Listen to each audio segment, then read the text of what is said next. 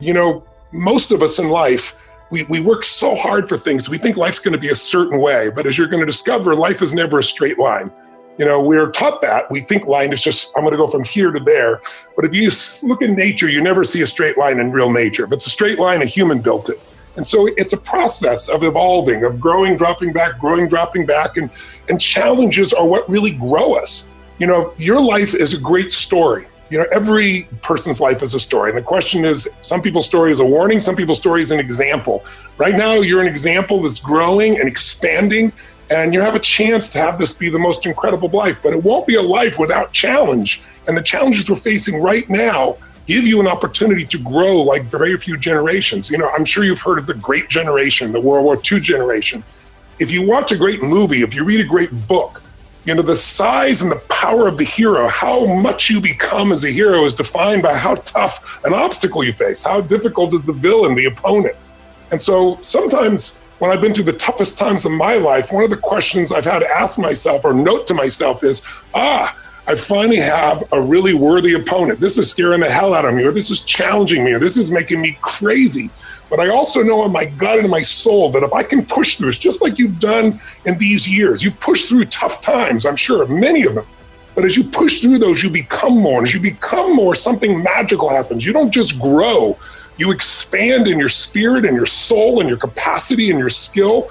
And all of a sudden, fear becomes less and less a part of you. That our decisions control our life and our destiny more than anything else. Don't get me wrong, there's things you can't control. There's COVID-19, things happen. But what really controls this is not what's happened, it's how we respond to it. It's what we focus on, it's the meaning we give it, what we do. And I began to realize every moment of our life, we make 3 decisions. And since you're graduating today, I thought it'd be really useful to bring these 3 decisions up to your conscious awareness so that if you want to, you can remember these 3 little decisions because they're happening every moment of your life. And if you don't make them consciously, they're going to be made unconsciously because the world's coming at us. It's ringing and stimulating and vibrating in our pockets. It's all around. We're not an information society. Information society died a long time ago. There's so much information. We're drowning in information. We're starving for wisdom. But the 3 things that control your life is not what's happened to you. It's what are you going to do with it? And the 3 decisions are, number 1, what are you going to focus on? See, whatever you focus on, you're going to feel it.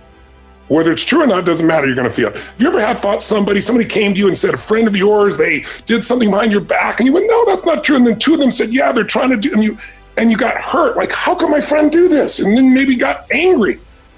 And maybe you confronted them and then felt like an idiot because you found out they never did what these other people said and you felt like a dummy.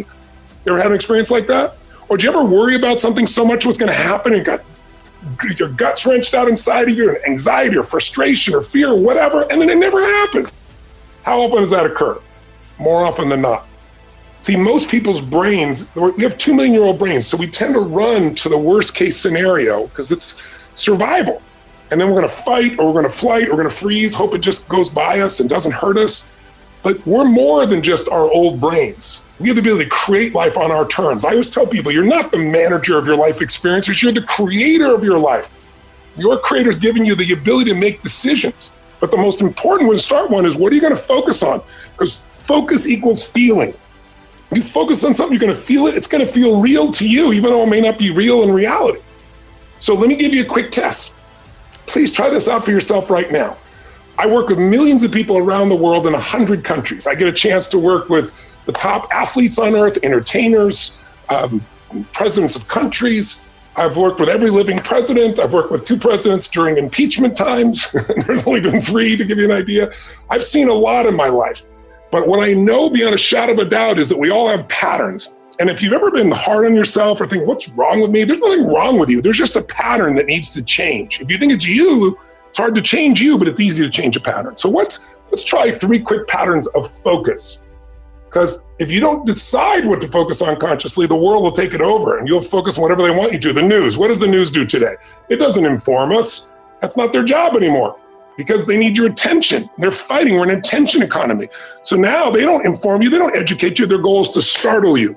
Every great editor knows if it bleeds, it leads.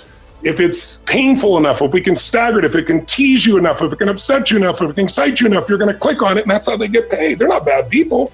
But you got to use your own mind separate from them, or you're going to just constantly working on the worst case scenario. That's what happens. So here's 3 patterns.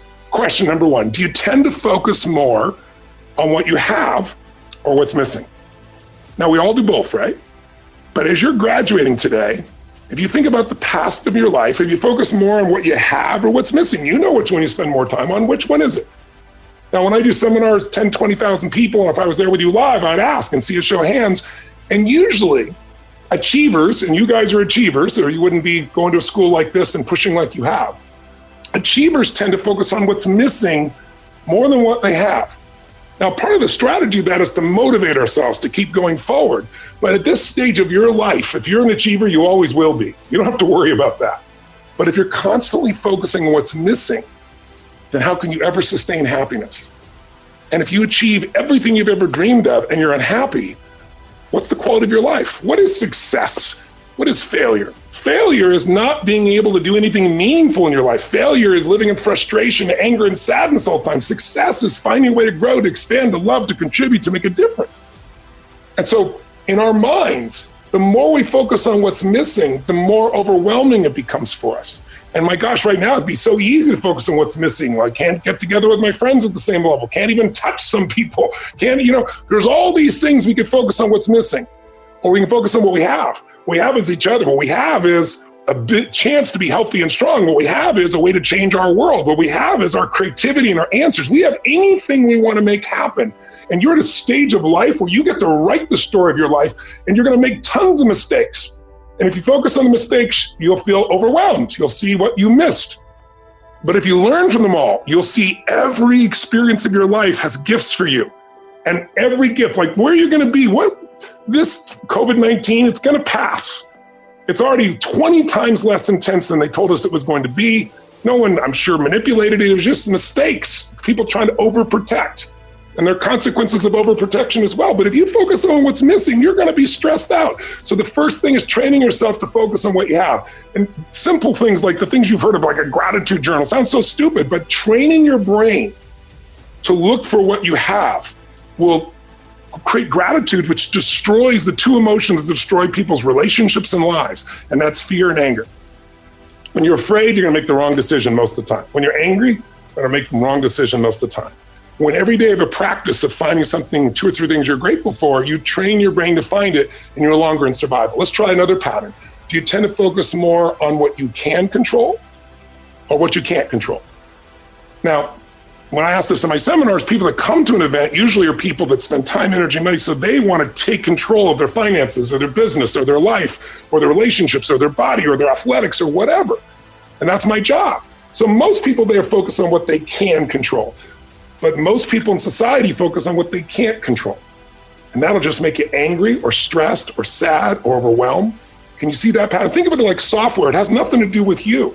If you take anybody's brain and put these 2 together, keep focusing on what's missing and what you can't control, what do you have to feel? What would anybody feel that constantly focuses on what I don't have and what I can't control that's outside my control? You're going to be stressed. You're going to be pissed off. You're going to be angry. You're going to be sad, or you're going to be depressed. Like I ask people all the time. I say, how many of you know somebody who is on antidepressant medicine and they're still depressed? And 2/3 of the room, sometimes 80, 90% of the room raise their hand. They know somebody who takes antidepressants and they're still depressed. How's that possible? Because all an antidepressant does is numb you. It doesn't take care of the source, which is what you're focusing on, which is creating your feelings. Does that make sense? And so the third pattern would be, do you focus more on the past, the present, or the future? What do you spend more of your time, past, present, or future? Well, most people in my events don't focus most on the past. They're more proactive. I doubt you do either, but the past is useful. Where do we spend our time? Some people are more present, some more future. The key in life is a balance. The present so you can enjoy it, but anticipating the future so you can create life on your terms. So those 3 patterns alone can change somebody's life. If you just change from focusing on what's missing to what I have and feeling grateful, from what I can't control, of course I can't control anything, but these are the things I can control: my mind, my emotions, my actions, my interactions. And I'm going to focus on how to enjoy and learn from the present and grow into my future. That little pattern alone, that tiny pattern, if you made that change now, it might feel like a 10-degree shift. You take it out a week from now, a month from now, 6 months from now, a year from now, you have a different destination, a different destiny.